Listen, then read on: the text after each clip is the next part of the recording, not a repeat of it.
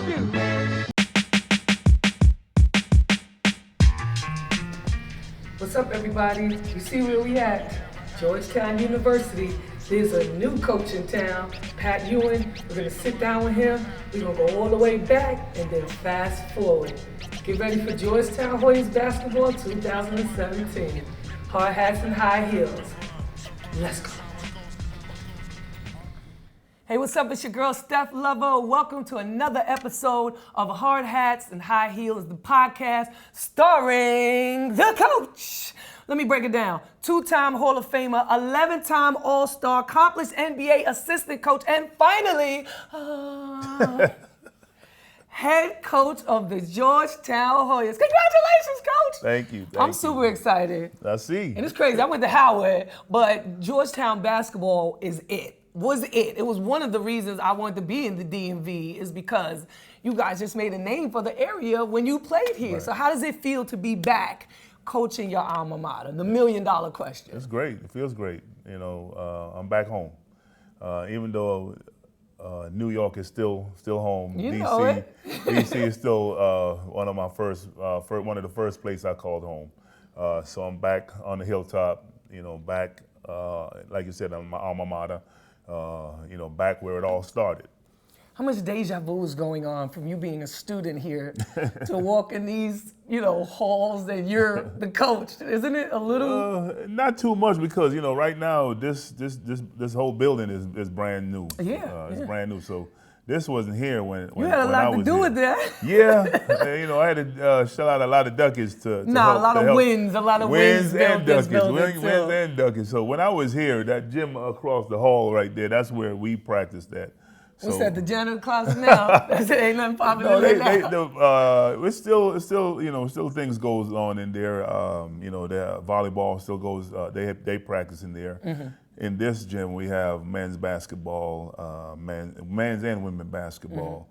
Mm-hmm. Then all the other sports, they have their locker rooms and all that Stuff here. like that. Yeah, but all the other sports, they have their locker rooms here. Men, like I said, men's and women's basketball, but. This is primarily the basketball facility. Mm-hmm. Yeah. So April 3rd, you get the call. Where were you? Was it a surprise? Did you kind of have the feeling you had the upper hand on the inside on the job? No. Where were you? Give me that moment. You know what? I'm not sure what the date was when they let JT3 go, mm-hmm. John Thompson III go. They let him go, and I was shocked. He had a decent season last year. It was a decent season, but he had a great run. Mm-hmm. He was here 13 years, and that's a great run. 13 years. The last two was, wasn't that good, and they decided to make a change. They waited so long to make a change. Usually in college, they make a change right after. And they already got somebody in mind. They already looking forward. Yeah. Yeah, they make a change usually right after Selection Sunday. So Selection Sunday happened.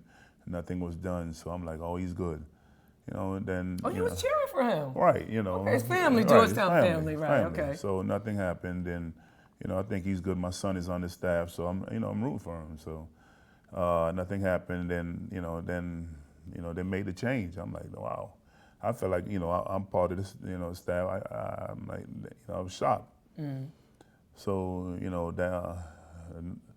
2 days later, I think it was 2 days later, Coach Big John called me. He said, I think you should, put your hat in the ring, try to get the job. I'm like, he's still moving pieces, huh? Big John still moving pieces, huh? I'm like, are you sure? Was that even on your radar? It wasn't. Was that something that you thought like, well, it wasn't. That would be nice to go back home. It wasn't at the time. I said, Coach, I'm happy in the NBA. But you know what? Let me think about it. So I said, let me take the night to think about it. And I thought about it. And you know what? Then I said, you know what? Why not? My kids are here. It's Georgetown. Mm-hmm. It's a place. How much more comfortable right, could you get? It's a place where I've had a lot of success. I love the area, and I decided to do it. And went through. I called the president and told him I would love to have the opportunity to come and interview. And they were super receptive, I know that. Yeah, they were receptive. I went through the process, and we played, I think we played in Milwaukee Oh, so you were still on the NBA team at this I'm point? still in the NBA. I'm still in the NBA. Okay. But first, I had to call Michael. I had called Michael MJ, Jordan, right. and told him that I was going to reach out to the university, and I had to get permission to interview. So I reached out to him, and he gave me his blessings, and then I reached out to the president. I was granted an interview, and I went through the first battery. It's a process. It's not like just because you went here that you were it entitled to this job. It wasn't easy. So I went through that process, and we played in Milwaukee, I think it was, and they wanted me to go through the second round of interviews. So we played in Milwaukee, and I flew into town. Stealth mode, because none of us knew about it. Like nobody knew about it. No, yeah, we played. We were playing the Wizards, so it was ironic that we were playing the Wizards. So we flew into town, right? So we flew into town. We landed Dallas. We came to the hotel, and they took me in a black black car. Stealth mode. How you stealth mode a big 7-footer? I like to see that. Kudos to Big John for that. Yeah, it took me to one of the lawyers' offices, and we had a second round of interview with the president. And it's funny because when I left the interview, I thought I did a very good job, but I couldn't read them. So when I got out of the interview, I called Coach Thompson, and I said, "You know what, Coach? I thought I did great, but I couldn't read them. So I didn't think I got the job."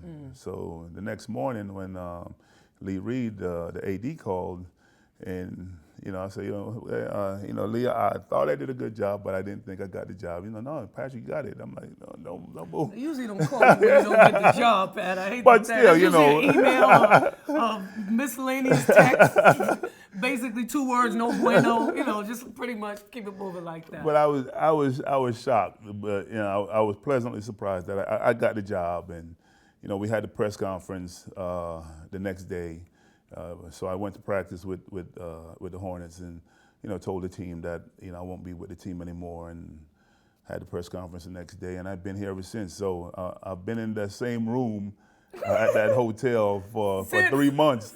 I have not moved yet, so finally found a place to live, and I'm going to be moving soon. Nice. So this is all brand new. This is like happening in real time. Yes. Now you talked about MJ. Now you guys been friends forever, but I dug up a little tidbit of information, and I want to hear your take on it. So I heard you were almost teammates back in college. Yeah, we were almost teammates. You came this close to signing with UNC. What happened?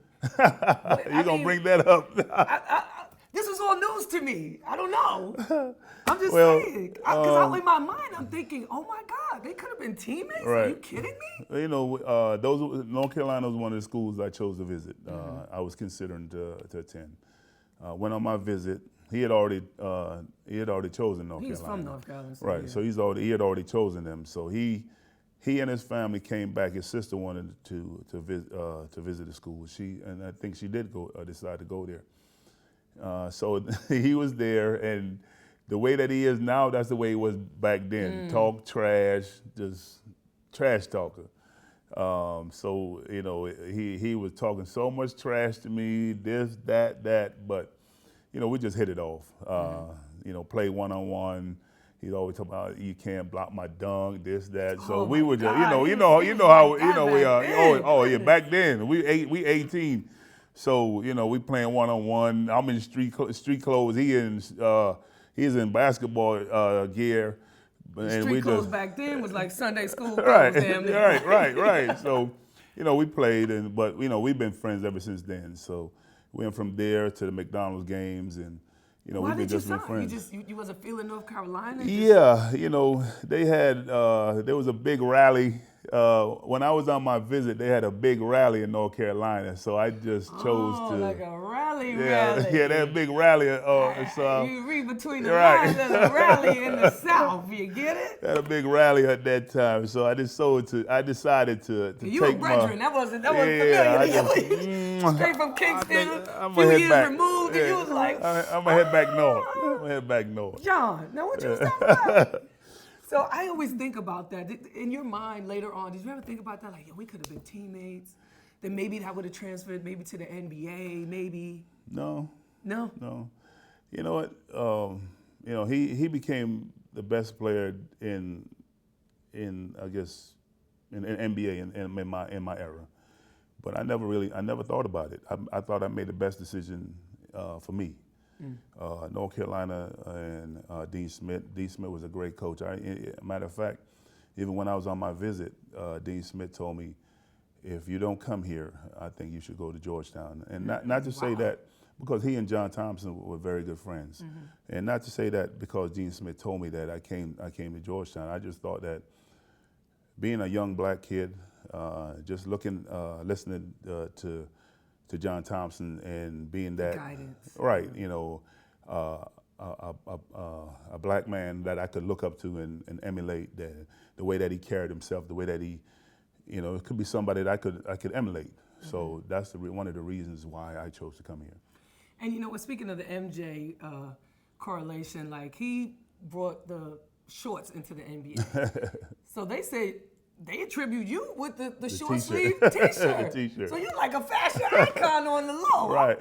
I did my research. I'm finding all of this out. I didn't know that. So was that your intention when you were here, or that was just comfort to you? Well, that became a thing. It did become. A lot of other people wore T-shirts, but I just made it popular. I just made it popular. It's funny because, like you said, I'm Jamaican. So when the Big East came into existence, all our games moved to big arenas. So, and those big arenas are cold.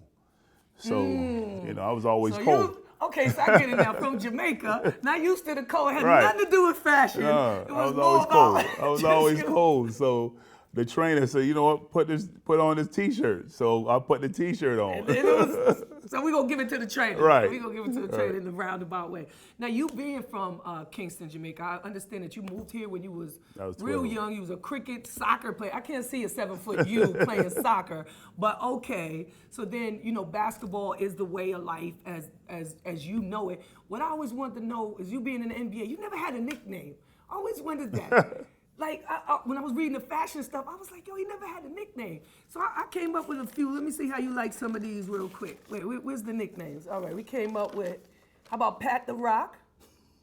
No, that ain't gonna work. Okay. Pat the Waterman. Nah. No, okay.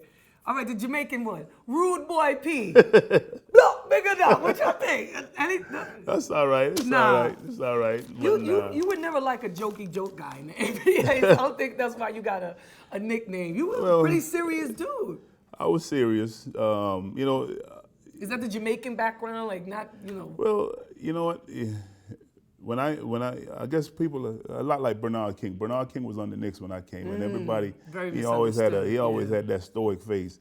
But I joked, but when I was on the court, I wasn't joking. I was always focused and just about my business. But in the locker room after the game, I would joke. I think a lot of people don't know that about you, because I've seen you about around town. You always smiling and joking, right. You know what I'm saying? And then on camera, you be like, man, what happened? I just saw him on the way to the interview. He like, well, there's time.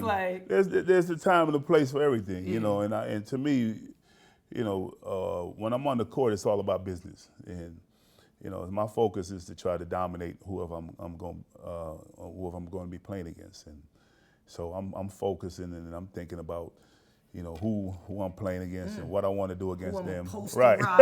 Today.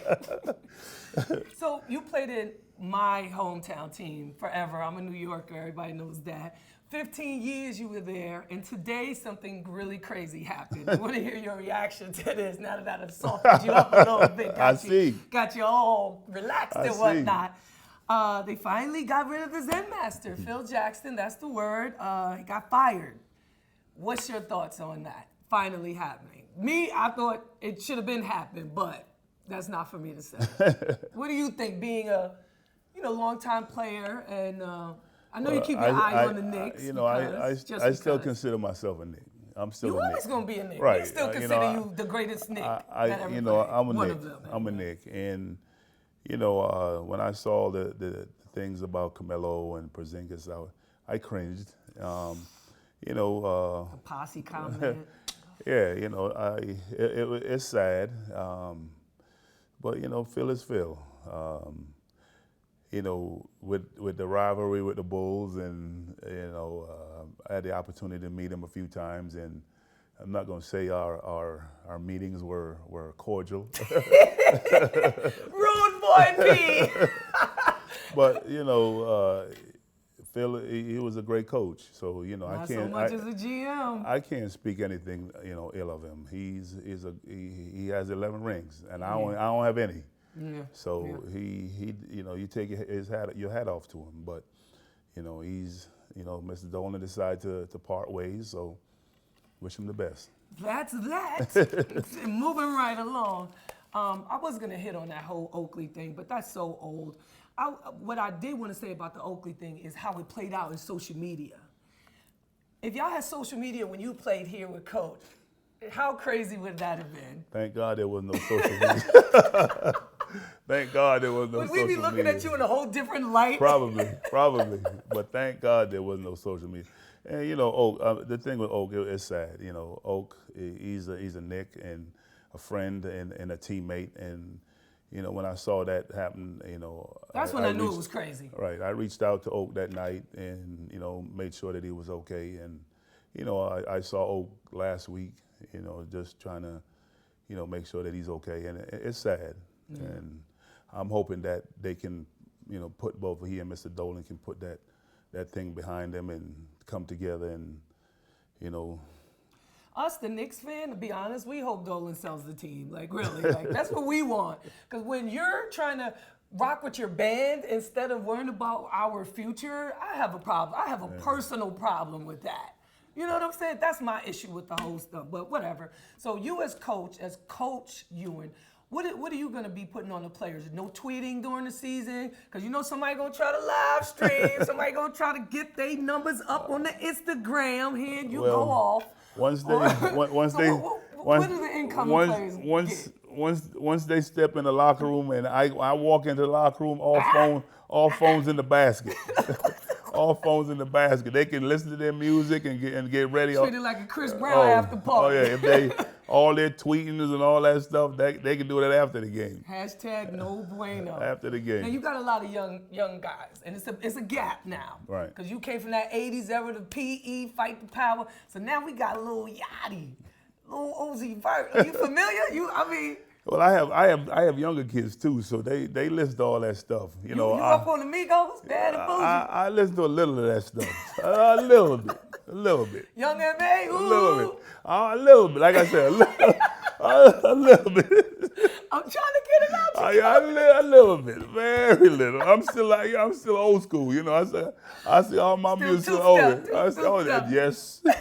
Still got my old reggae, my old hip hop, my old Biggie, my old Pac, old Jay-Z. They still keep me relevant. So you seen All Eyes on Me? That's what you're telling me? Yeah, everything. No, I ain't seen anything. I've been working too hard. Yeah, you've been working. Okay, I've been working too hard. This grind, man. This is 24/7. It's 24/7. What is the plan to bring G-Town back? Because people want to see it come all the way back. Do you have a plan, or is it secret? Or I know you scheming on something, and it starts with the players. You got the legacy kids. You got Lonzo's son. You got George Murason's son. You're filling out the roster. What can we expect? Well, it's going to take time. Right now, this year is all to lay the foundation. We started out late, like I said before, with the fact that they fired JT3 so late in the season, in the recruiting season. This month coming up is the biggest recruiting season for 18. We brought in five new guys for next year, so we're trying to make sure that they'll be ready to play. We had 7 guys coming back from last year. That's a good core. Yeah, but usually it would have been more, but with the when the coach switches, right, a lot of people leave. Okay, right, I got you. So it's still who working. Who want to play for Coach Ewing? What?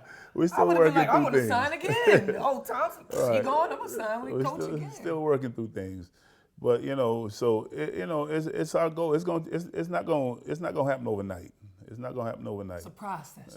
It's a process. So, not that, but it's not that process. But yeah, it's just gonna. This year is going to lay the foundation to, it's for the future, and recruiting is the biggest. It's the biggest. Well, the skill, but also it's the biggest part of it. Getting the talent, be it the NBA or in college. If you don't have the horses, you're not gonna win. And this year, I think like 14 freshmen went in the first round or something crazy. Right. So it's a lot of one and dones happening. Right. What's your thoughts on that? Like, well, you know what? You're gonna do because then you got to keep recycling great talent right. if they're gone after a year. Well, in this day and age, I probably would have been a one and done, but True indeed. It's all about the times. Right.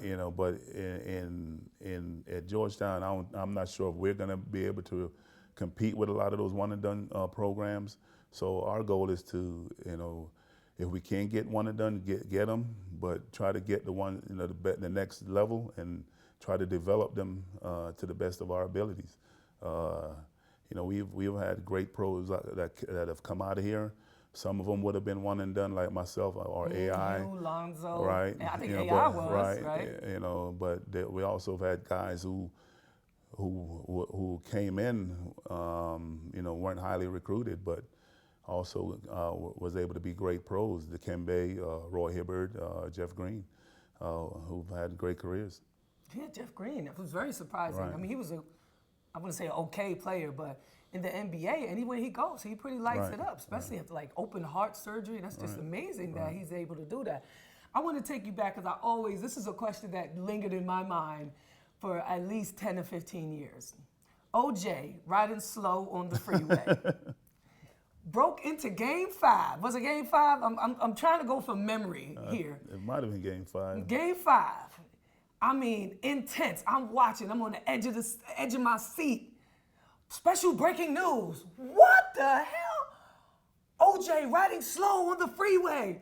I want to jump through the TV and absolutely choke somebody. OJ, if I could. Did you guys know in the arena what was happening during the timeout? Nobody made you guys aware? No, we didn't. Of course, we don't. I mean, it was intense, but I'm just saying because the moment was so big. We had no idea what was going on. All our focus was on the game. We were in the finals. I'm going against Hakeem, so my focus was against that big African. We battling. So. No, we did not know until after the game about all the extra stuff that was going on. Was that crazy? I know it y'all was crazy. It was crazy. It was like 3 minutes left in the game. I'm like, for real. Okay, Here we go. I mean, I was just happy that we were able to win that one. We didn't find out because there wasn't no ESPN replay. You had to wait for the 11 o'clock news. Yeah, all they talk about was the chase. I was beyond pissed. Something else I found out about you because I did my digging is. I heard you don't drink. No. Is that? No, it's true. What NBA player doesn't drink? What did you do with all the bottles throughout your years? I'm pretty sure they try to lace you. What's that about? Yeah. I mean, it's not a bad thing. I didn't like the taste of it. I went out. I went out. I partied. I partied just like everybody else. I just didn't like the taste of it. Yeah, I just didn't like the taste of it. I heard Charles Barkley used to get at you a lot for not being a drinker. Yeah, so I guess he drank for you. They all He drank, drank enough for you. Look, all my friends, they did all the. I was a designated driver. Nice. So I was a designated driver. So they drank, and I drove. Nice. Now I hear that you brought the UN athletics back because you old school like. Right. I love that about you. So. What's that about? That's like just the old school sneakers, the iconic sneakers that everybody just love, and they can find them online. Yeah, is that your own thing? Yeah, they're my own thing, myself. So you're kind of like Lonzo Ball. You did it first. You had your own everything first, right? I did it first. Did it first. Well, back when I played, came out with a young athletics. Brought it back, with the retro stuff. Gonna have to kind of put it on the shelf now. I have to step back away from it because of my affiliation with the Georgetown and all that. That's collateral money. Right. You can just pop off because you're here. Do it well. Well, the fact that Nike is a sponsor of the school and the program and all that stuff. So I'm gonna have to step back away from it now. But it had a great run, and now let's see how this run is going to go. Let's see how this run. I think this run is going to be good. It feels good. Well, it's better. It looks good. You know what I'm saying? That's what I'm hoping for. Oh, and if not, you always got the 3-on-3 league. No. No. What's up, nah? No. Them days, my playing days is long gone. I mean, you can be a coach. Yeah, but you know what? If I'm not Ice coaching, Cube got some profit sharing pyramid scheme going on. if I'm not coaching in college, I'll be coaching in the NBA. Is that still a goal long term?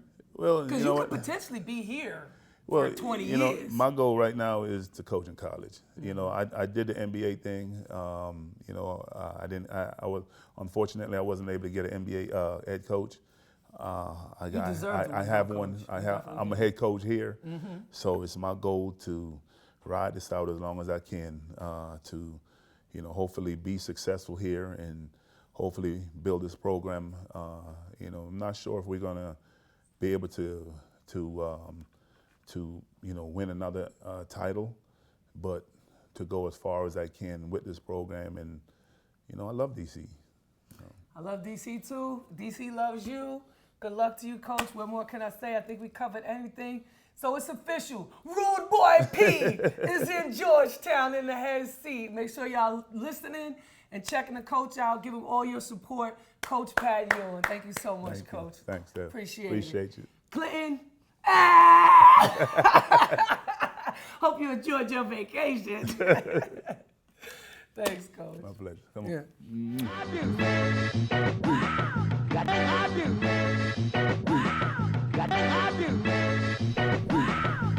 I was right. That's me, kid. That's me. I've been there. When he was shooting in the gym, I was there. That's me, right there.